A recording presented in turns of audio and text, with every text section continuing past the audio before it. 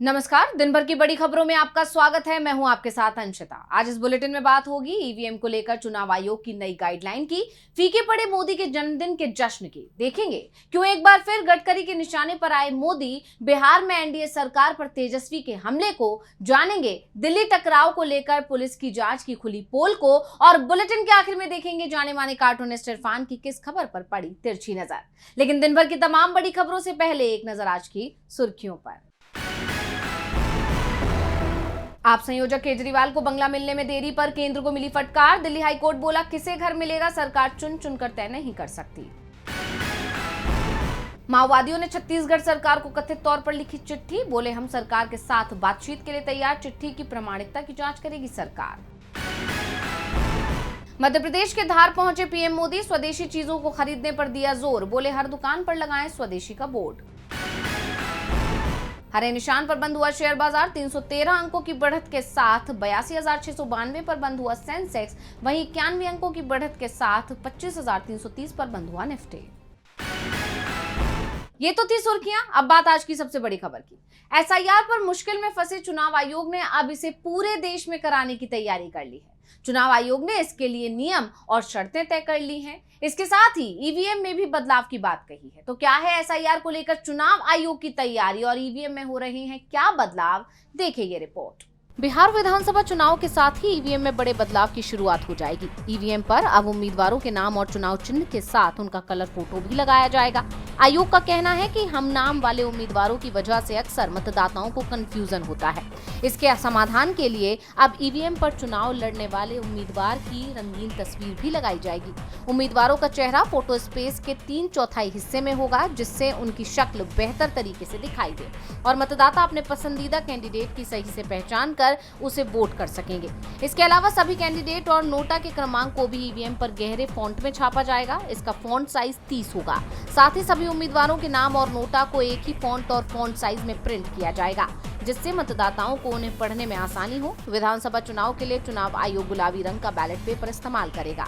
इन सभी बदलावों की शुरुआत बिहार विधानसभा चुनाव के साथ हो रही है। इसके अलावा एसआईआर को लेकर भी चुनाव आयोग ने तस्वीर साफ कर दी है। चुनाव आयोग अब पूरे देश में एसआईआर करा रहा है। देश भर में एसआईआर के लिए 2002 से 2004 को कट ऑफ डेट माना जाएगा, यानी जिन लोगों के नाम 2002 से 2004 तक की वोटिंग लिस्ट में शामिल हैं, उन्हें सिर्फ गणना प्रपत्र भरना होगा, ज्यादा दस्तावेज देने की जरूरत नहीं है। इसके बाद जिनके नाम वोटिंग लिस्ट में शामिल किए गए हैं या नए मतदाता हैं, उन्हें वोटिंग लिस्ट में नाम शामिल कराने के लिए चुनाव आयोग की तरफ से जो दस्तावेजों की सूची जारी की जाएगी, उसमें से किसी एक को देना होगा।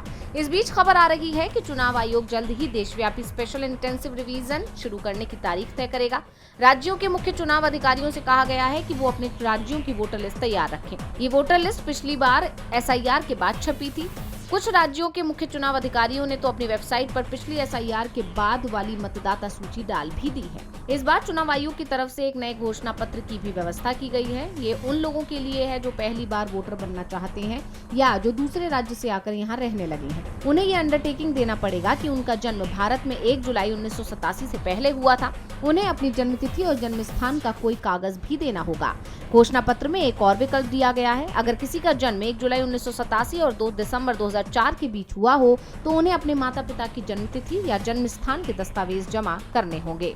ईवीएम में होने वाले बदलावों को देखकर कहा जा सकता है कि चुनाव आयोग बैकफुट पर दिखाई दे रहा है। उधर पीएम मोदी के जन्मदिन का जश्न भी फीका पड़ता दिख रहा है। एक तरफ बीजेपी और उनके समर्थक पीएम को बधाई दे रहे हैं, सोशल मीडिया पर पोस्ट की भरमार हो गई है, तो दूसरी तरफ सोशल मीडिया पर बेरोजगारी दिवस भी ट्रेंड कर रहा है। इस दिन को बेरोजगारी दिवस के रूप में मनाया जाता है और इस मौके पर युवाओं का गुस्सा फूट पड़ा। तो क्या है पूरी खबर, देखिए रिपोर्ट में। प्रधानमंत्री नरेंद्र मोदी का आज जन्मदिन था। देश और दुनिया भर के कई नेताओं ने उन्हें जन्मदिन की बधाई दी। पीएम मोदी को खुश करने के लिए बीजेपी आईटी सेल की तरफ से #हैप्पी बर्थडे पीएम मोदी को ट्रेंड कराने की भी कोशिश की गई, लेकिन बीजेपी की कोशिश पर युवाओं का गुस्सा भारी पड़ गया और सोशल मीडिया पर बेरोजगारी दिवस ने हैप्पी बर्थडे पीएम मोदी को पीछे छोड़ दिया। पीएम मोदी के जन्मदिन को हर साल बेरोजगारी दिवस के रूप में मनाया जाता है। इसका कारण है कि 2014 में केंद्र की सत्ता में आने से पहले नरेंद्र मोदी जनता से वादा कर रहे थे कि अगर वो पीएम बने तो हर साल 2 करोड़ लोगों को रोजगार मुहैया करवाएंगे। लेकिन देश में बेरोजगारों की सबसे बड़ी फौज मोदी शासन काल में ही देखने को मिली है। हैशटैग राष्ट्रीय बेरोजगार दिवस सोशल मीडिया पर कोई सियासी दल ट्रेंड नहीं कराता, बल्कि सरकार की नीतियों से पीड़ित लोगों की तरफ से किए जा रहे पोस्ट के चलते ये अपने आप ही सोशल मीडिया पर ट्रेंड करने लगता है, जिससे मोदी के जन्मदिन का जश्न बिल्कुल फीका पड़ जाता है। ऐसा ही इस बार भी हुआ। एक सोशल मीडिया यूजर ने लिखा कि मित्रों, मैंने गरीबी देखी है और आप लोगों को भी दिखाऊंगा। वहीं एक और यूजर ने लिखा कि जवाहरलाल नेहरू बाल दिवस, चौधरी चरण सिंह किसान दिवस, डॉक्टर भीमराव अंबेडकर समानता दिवस, मौलाना अब्दुल कलाम आजाद शिक्षा दिवस, डॉक्टर एपीजे अब्दुल कलाम छात्र दिवस, नरेंद्र मोदी बेरोजगार दिवस अपने अपने कर्मों का फल है। एक और ट्वीट में लिखा गया कि हमें तो सरसों के तेल ने लूटा, पेट्रोल डीजल में कहां दम था, मेरा पकौड़ा कच्चा रह गया क्योंकि कढ़ाई में तेल कम था। हैशटैग राष्ट्रीय बेरोजगार दिवस। एक तरफ युवा पीएम मोदी से सवाल तो पूछ ही रहा है, दूसरी तरफ कांग्रेस ने भी प्रधानमंत्री मोदी की बेरोजगारी से गहरी रिश्तेदारी पर सवाल उठा दिए। वहीं झारखंड यूथ कांग्रेस ने भी पीएम के बर्थडे पर लिखा कि मोदी जी के जन्मदिन पर साल बदला लेकिन बेरोजगारी का हाल नहीं। हैशटैग राष्ट्रीय बेरोजगारी दिवस। इसी तरह तमाम पोस्ट राष्ट्रीय बेरोजगार दिवस के साथ सोशल मीडिया पर छाए हुए हैं। बेरोजगारी दिवस वाले ट्रेंडिंग हैशटैग के आगे मोदी के जन्मदिन का जश्न फीका पड़ चुका है। मोदी सरकार पर युवाओं का गुस्सा फूट पड़ा है तो नाराजगी पार्टी के अंदर भी दिख रही है। मोदी सरकार में मंत्री नितिन गडकरी का एक बयान सामने आया है। गडकरी पहले भी अपनी ही सरकार पर सवाल उठाते रहे हैं और एक बार फिर गडकरी ने बिना किसी का नाम लिए कहा कि खुद को पिछड़ा बताना राजनीतिक स्वार्थ है। तो क्यों गडकरी के निशाने पर आए मोदी, आइए देखते हैं इस रिपोर्ट में। पीएम मोदी सार्वजनिक मंच से कई बार खुद को पिछड़ा बता चुके हैं। जब भी उनके ऊपर सियासी आरोप लगते हैं तो पीएम मोदी खुद को पिछड़ा बताने लगते हैं। और अब केंद्रीय मंत्री नितिन गडकरी का एक बयान सामने आया है। गडकरी ने पीएम मोदी का नाम तो नहीं लिया, लेकिन जो कुछ कहा है उससे साफ है कि निशाने पर कहीं न कहीं पीएम मोदी ही है। गडकरी ने समाज में बढ़ते विभाजन पर चिंता जताई। उन्होंने एक पुस्तक विमोचन कार्यक्रम के दौरान अपने संबोधन में कहा कि आज पिछड़ापन एक राजनीतिक स्वार्थ बनता जा रहा है। हर कोई कह रहा है कि मैं पिछड़ा हूं। जाति और भाषा के नाम पर समाज को बांटने की कोशिशें की जा रही हैं। देश तभी प्रगति करेगा और मजबूत बनेगा जब लोग एकजुट रहेंगे। गडकरी ने लोगों से अपील की कि वे जाति भाषा के नाम पर होने वाली राजनीति से दूर रहे और देश की एकता और विकास के लिए मिलकर काम करें। गडकरी का ये बयान पीएम मोदी के लिए ही माना जा रहा है, क्योंकि जिस तरह पीएम मोदी खुद को लेकर दावे करते हैं, वो खुद को चाय वाला तो बताते हैं ही, साथ ही खुद को पिछड़ा बताते हुए ओबीसी होने की बात कहते हैं। ऐसे में अब गडकरी का ये कहना कि ऐसे बयान राजनीतिक स्वार्थ को दर्शाते हैं, ये पीएम मोदी को आईना दिखाने वाला माना जा रहा है। और गडकरी यही नहीं रुके, उन्होंने समाज को बांटने का मुद्दा जो उठाया है, बीजेपी पर तो हमेशा से ही बांटने की राजनीति के आरोप लगते रहते हैं। ऐसे में क्या उनके निशाने पर बीजेपी है, ये सवाल भी उठ रहे हैं। दरअसल बीते कुछ वक्त से इथेनॉल मामले को लेकर गडकरी सवालों के घेरे में है और इसे लेकर जिस तरह के बयान उन्होंने दिए उसके बाद सवाल ये भी उठ रहे हैं कि क्या उनके खिलाफ केंद्र की तरफ से कोई साजिश की जा रही है। और अब उनका ये बयान बीजेपी और पीएम मोदी पर निशाने के रूप में देखा जा रहा है, जिसके बाद बीजेपी में अंदरूनी टकराव बढ़ने की आशंका जताई जा रही है। पीएम मोदी गडकरी के निशाने पर आ गए तो हमला तेजस्वी यादव ने भी बोला है एनडीए सरकार पर। आरजेडी नेता तेजस्वी की बिहार अधिकार यात्रा में दूसरे दिन भी भारी भीड़ जुटी। इस दौरान तेजस्वी ने लोगों से तमाम वादे किए, वहीं एनडीए सरकार की खामियां भी उजागर की। तेजस्वी ने बेरोजगारी से लेकर भ्रष्टाचार जैसे कई मुद्दों पर सरकार को घेरा। तो क्या कुछ रहा यात्रा के दूसरे दिन का घटनाक्रम, जानने के लिए देखिए रिपोर्ट। विधानसभा चुनाव को लेकर तेजस्वी यादव की बिहार अधिकार यात्रा जारी है। यात्रा के दूसरे दिन तेजस्वी ने मोकामा के रास्ते बेगूसराय पहुंचने से पहले बख्तियारपुर और बाढ़ में जनसभा को संबोधित किया। इस दौरान उन्होंने एनडीए सरकार पर जमकर निशाना साधा। तेजस्वी ने कहा कि एनडीए का मतलब नहीं दिया अधिकार है। पिछले 20 सालों में सरकार ने बिहारियों को नौकरी, रोजगार, शिक्षा, स्वास्थ्य, उद्योग और बुनियादी सुविधाओं का अधिकार नहीं दिया।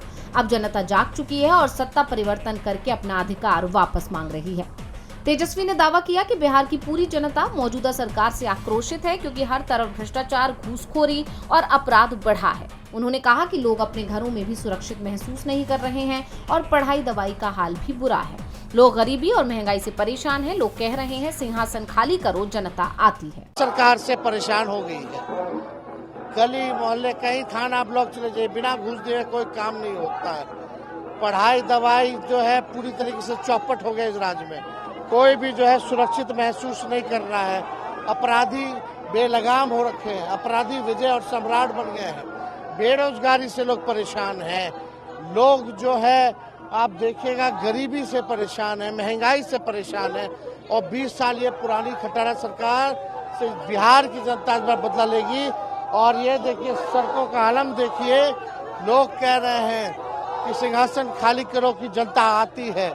आप तेजस्वी ने बाढ़ के अथमल गोला में जनता से वादा करते हुए कहा कि हमारा बाल अभी पका नहीं है, हम मोदी जी की तरह 75-76 साल के नहीं हैं। एक बार मौका दीजिए, फिर देखिए कि तेजस्वी कैसे बेरोजगारी को खत्म करता है। तेजस्वी ने इस दौरान चुनाव में एनडीए की हार तय होने का दावा किया और कहा कि उनकी पार्टी जनता को रोजगार देने पर काम करेगी। तेजस्वी के इस हमले से राज्य में एनडीए सरकार की नींद उड़ गई है। तेजस्वी के बयानों ने एनडीए की मुश्किलें बढ़ा दी हैं, तो मुश्किलें चिराग भी बढ़ाते नजर आ रहे हैं। एनडीए में सीट बंटवारे को लेकर सहमति नहीं बन पा रही है और इसी बीच लोक जनशक्ति पार्टी के प्रमुख चिराग पासवान ने ऐसा बयान दे दिया है जिसे एनडीए के लिए बड़ी चेतावनी के तौर पर देखा जा रहा है। तो ऐसा क्या बोले हैं चिराग पासवान जिससे एनडीए में मच सकती है खलबली? आइए देखते हैं इस रिपोर्ट में। बिहार चुनाव में ज्यादा समय नहीं बचा है। 15 दिनों में चुनावों का ऐलान हो सकता है, लेकिन चुनाव से पहले सीट बंटवारा एनडीए की चिंता का सबसे बड़ा कारण बन गया है। इसे लेकर लगातार बैठकें तो हो रही हैं, लेकिन बिहार चुनाव से पहले एनडीए में सीटों को लेकर रार ठनी हुई है। वहीं इस बीच लोक जनशक्ति पार्टी रामविलास के प्रमुख चिराग पासवान ने जो बयान दिया है वो एनडीए में इस वक्त हलचल पैदा कर रहा है। चिराग पासवान ने हाल ही में दिए एक इंटरव्यू में कहा है कि जैसे सब्जी में नमक होता है वैसे ही मैं भी हूँ। उन्होंने यहाँ तक कहा कि मेरी पार्टी का हर सीट पर 20,000 से 25,000 वोटों पर प्रभाव है। चिराग पासवान के इस बयान के गहरे मायने निकाले जा रहे हैं। उनके इस बयान में एनडीए के लिए एक बड़ा मैसेज छिपा हुआ है। चिराग पासवान के इस बयान से यह साफ माना जा रहा है कि वो एनडीए और सूबे की सत्ता में अपनी अहमियत बता रहे हैं। उनके इस बयान को सीट बंटवारे से जोड़कर देखा जा रहा है। कहा जा रहा है कि इस बयान के जरिए चिराग सीट शेयरिंग को लेकर एनडीए के आला कमानों पर दबाव बना रहे हैं। साथ ही ऐसे कयास हैं कि चिराग ने बेशक साफ लहजे में नहीं, लेकिन इशारों में यह जरूर कह दिया है कि सीट शेयरिंग पर अगर उनकी मांगों को नहीं माना गया तो वो बिहार चुनाव में एनडीए का खेल भी बिगाड़ सकते हैं। जैसा कि आप जानते हैं कि चिराग 40 सीटों पर चुनाव लड़ना चाहते हैं, लेकिन बीजेपी उन्हें 20 से ज्यादा सीट देने पर राजी नहीं है। ऐसे में कहा जा रहा है कि केंद्रीय मंत्री चिराग पासवान खुद को नमक बताकर ये संदेश दे रहे हैं कि उनकी जरूरत महागठबंधन को भी है। अगर एनडीए ने हक नहीं दिया तो वो पलटी भी मार सकते हैं। एनडीए में टकराव के हालात बनते दिखाई दे रहे हैं। गठबंधन के सहयोगी ही आंख दिखा रहे हैं। वहीं विपक्ष की तरफ से भी लगातार चुनौतियां मिल रही हैं और इस बीच अखिलेश यादव ने योगी सरकार को सीधी चुनौती ही दे दी है।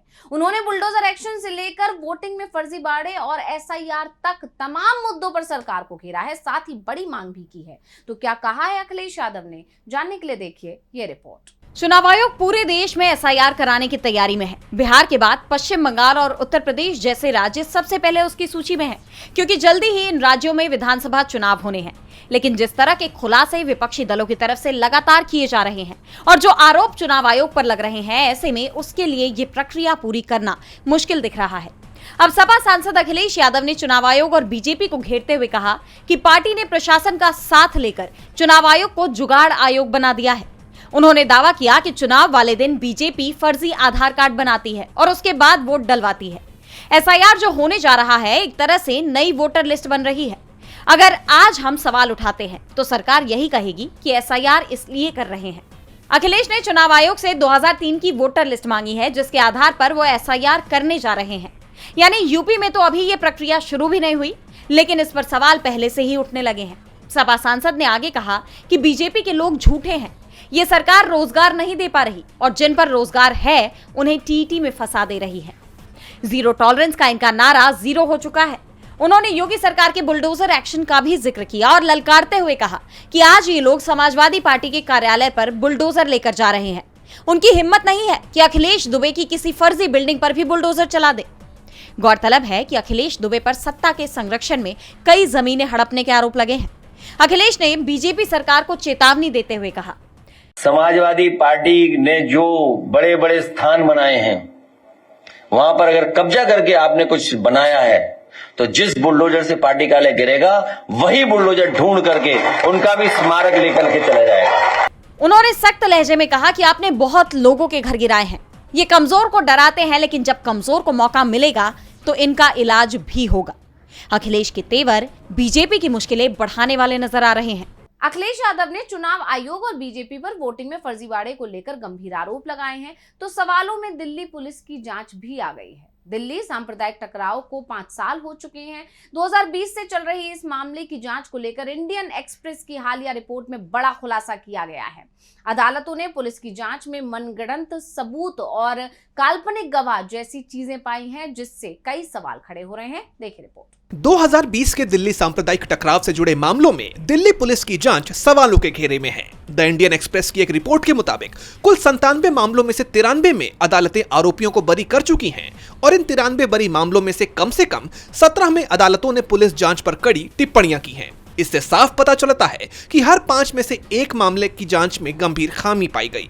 अदालती आदेशों में बार बार पुलिस की कार्यप्रणाली पर सवाल उठाए गए। जजों ने मनगढ़ंत सबूत, काल्पनिक गवाह और पुलिस के लिखवाए गए बयानों जैसी गड़बड़ियों को उजागर किया। एक मामले में तो अदालत ने यहां तक कहा कि आरोपी के खिलाफ केवल ये दिखाने के लिए आरोप पत्र दायर किया गया था कि मामला सुलझ गया है।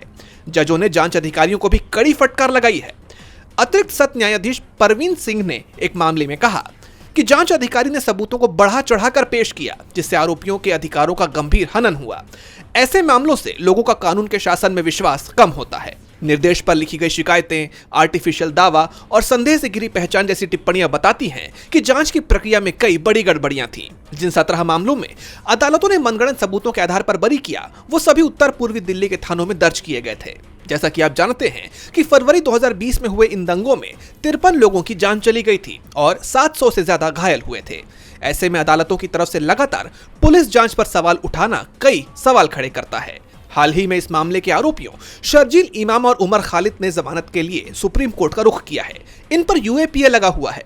अब सवाल यह है कि क्या यह खामियां सिर्फ पुलिस की लापरवाही का नतीजा है या फिर इसके पीछे कोई साजिश है? जवाब तो वक्त आने पर ही मिल पाएगा। और बुलेटिन के आखिर में देखेंगे जाने माने कार्टूनिस्ट इरफान की किस खबर पर पड़ी तिरछी नजर।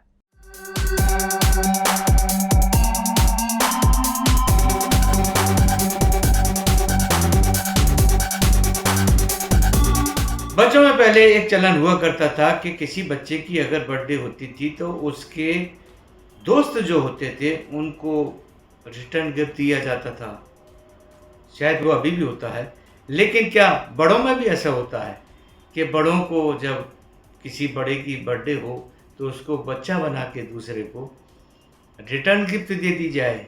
जी हाँ, प्रधानमंत्री नरेंद्र मोदी के खास मित्र गौतम अडानी को बिहार में सिर्फ 1 रुपये में 1020 एकड़ ज़मीन 1 साल के लिए लीज पर दे दी गई, जो कि किसानों की कही जाती है।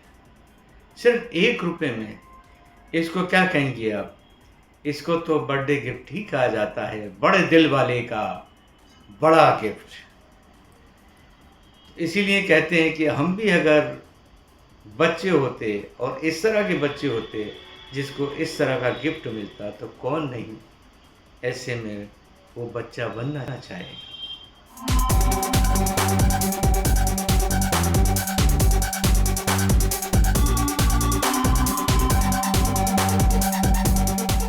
बहुत बहुत शुक्रिया इरफान जी।